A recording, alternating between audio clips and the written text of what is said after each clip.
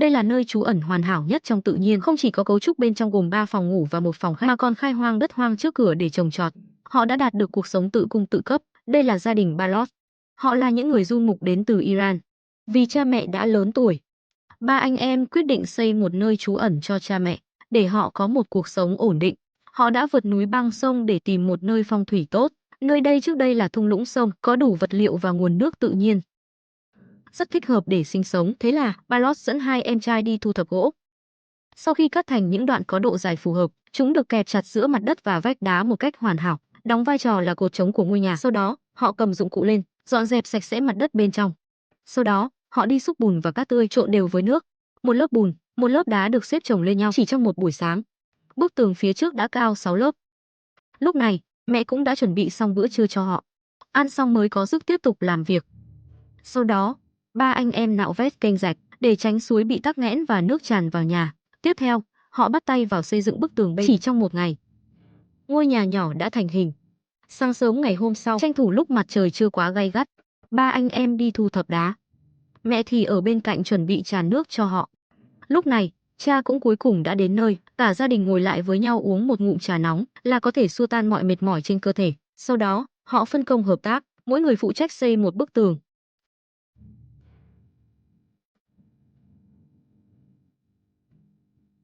Vị trí cửa sổ cũng được chừa sẵn. Dùng hai thanh gỗ làm khung cửa sổ, rồi xây tường lên đến đáy. Ngôi nhà nhỏ đơn giản này đã được xây dựng xong. Trong thời gian chờ bùn khô, ba anh em cũng không rảnh rỗi. Họ dùng dụng cụ có sẵn để sàng cát mịn, thêm nước trộn đều rồi chát lên tường. Mặc dù không có dụng cụ chuyên dụng, nhưng họ vẫn có thể chát rất phẳng bằng tay, kết hợp với việc trang trí bằng sỏi. Vẻ đẹp của cả ngôi nhà nhỏ đã được nâng cao đáng kể. Cuối cùng, họ dùng dây thép buộc những cành cây nhỏ xung quanh thành một cánh cửa. Tay nắm cửa đương nhiên là không thể thiếu. Sau khi cố định vào một cột trống bên cạnh, nơi trú ẩn hoang dã này đã hoàn thành. Còn mẹ thì đặc biệt nướng một ít xiên gà để đãi họ. Tiếp theo, Balot cũng chát bùn lên các bức tường bên trong nhà. Sau đó dùng đá răm và đất cát san phẳng mặt đất. Không ngờ chỉ sau 2 ngày đến đây, họ đã có thể ở trong ngôi nhà mới. Cả gia đình trải chăn trong nhà và có một bữa trà chiều đơn giản để đảm bảo an toàn hơn cho ngôi nhà. Ba anh em dùng đá xếp cao trước cửa, các khe hở thì được lấp đầy bằng đá răm. Phần được nâng cao này có thể ngăn chặn hiệu quả việc bị ngập nước. Với tiến độ xây dựng hiện tại, chẳng bao lâu nữa, họ sẽ có thể tạo ra thiên đường riêng của mình. Để có thể sống lâu dài ở đây, Balot quyết định sửa sang lại mặt đất một chút. Thế là mẹ lấy chăn đệm ra. Sau đó ở bên cạnh rửa một ít đậu xanh, chuẩn bị nấu canh đậu xanh giải nhiệt cho các con. Ba anh em thì bắt đầu sàng cát mịn. Sau đó, họ đi thị trấn mua 2 bao xi măng và một cái bay. Sau khi trộn đều xi măng và cát với nước, họ bắt đầu chát xi măng lên sàn nhà bên trong. Với sự hỗ trợ của dụng cụ, anh ấy làm rất nhanh, chẳng mấy chốc, bên trong nhà đã hoàn thành toàn bộ. Phần hiên cao trước cửa cũng không thể lơ là, cũng được chát xi măng. Chủ yếu là sạch sẽ và gọn gàng. Sau bữa trưa, ba anh em lấy ra ống nước và các vật liệu khác đã mang theo, dự định dùng chúng để làm một phòng tắm. Họ dùng dây thép buộc ống nước, cố định vào tảng đá lớn ở thượng nguồn, sau đó dùng băng keo quấn quanh một đầu ống nước, dùng nửa trên của chai nước làm nút chặn rò rỉ. Như vậy, nước từ thượng nguồn có thể dẫn vào ống nước. Tiếp theo, họ dựng các cột trống dùng dây thép buộc ống nước lên đó. Sau đó, trên tảng đá lớn trước cửa nhà, họ dùng đá và bùn xây một bệ. Đặt một cái thùng sắt lên, dùng dây thép cố định đầu kia của ống nước lên thùng. Nối vòi sen vào, thử một chút, có vẻ hiệu quả khá tốt. Sau đó, ba anh em san phẳng mặt đất phía dưới, đào 4 hố. Sau khi cưa gỗ thành những đoạn có độ dài bằng nhau, chúng được chôn vào các hố, dùng đá đè lên, rồi lấp đất lại. Cố định vòi sen lên một trong các cột trống. Hình dáng ban đầu của phòng tắm đã hiện ra. Sau đó dùng đá răm san phẳng mặt đất, rồi dùng xi măng còn lại trộn với cát, chát lên sàn phòng tắm. Cuối cùng, dùng vỏ bao tải che chắn xung quanh các cột trống, còn bệ dưới thùng sắt trước đó. Còn có thể đốt củi để lấy nước nóng, không thể không khâm phục kỹ năng sinh tồn ngoài trời của ba anh em, còn mẹ thì đã pha sẵn trà cho họ. Uống một ngụm trà nóng lại có thể hồi phục sức lực, có phòng tắm rồi, nhà vệ sinh đương nhiên là không thể thiếu. Ở một tảng đá lớn cách đó không xa, rất thích hợp để làm nhà vệ sinh. Họ lại đi tìm gỗ để dựng trên cái hố lớn. Buộc đá lại và xây tường ở một bên dưới hố. Sau đó, họ cắt một lỗ ở mặt sau của một cái thùng, dùng dây thép cố định lên gỗ. Trông có vẻ đây là một cái bồn cầu ngồi, chỉ là không biết có bị lật không. Sau đó dùng bùn cố định gỗ, phủ một lớp bạt nhựa lên. Trên lớp bạt nhựa cũng phải chát một lớp bùn. Giống như phòng tắm, trước tiên dùng 4 thanh gỗ làm cột trống, sau đó dùng bạt nhựa màu đen quấn quanh. Một thanh gỗ thừa có thể di chuyển được, chính là cửa của nhà vệ sinh. Mẹ cũng đã chuẩn bị xong bữa tối cho họ. Mặc dù không quá thịnh soạn, nhưng cũng đủ để cả gia đình ăn no. Hôm nay Balot quyết định xây thêm một phòng ngủ.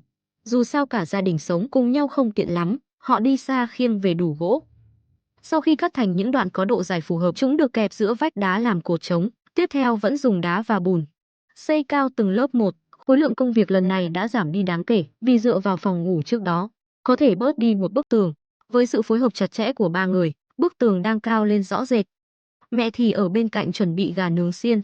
Dù sao cũng là lao động chân tay, cần phải bổ sung năng lượng qua thức ăn. Vị trí cửa sổ vẫn dùng 2 cành cây làm khung cửa sổ. Dưới sự nỗ lực chung của ba người, trước khi mặt trời lặn, việc xây dựng phòng ngủ mới đã hoàn thành. Ngày hôm sau, ba người trước tiên dọn dẹp kênh rạch để tránh tắc nghẽn, trong đó có khá nhiều thứ lộn xộn. Sau đó, ba anh em trộn bùn chát một lớp lên tường ngoài.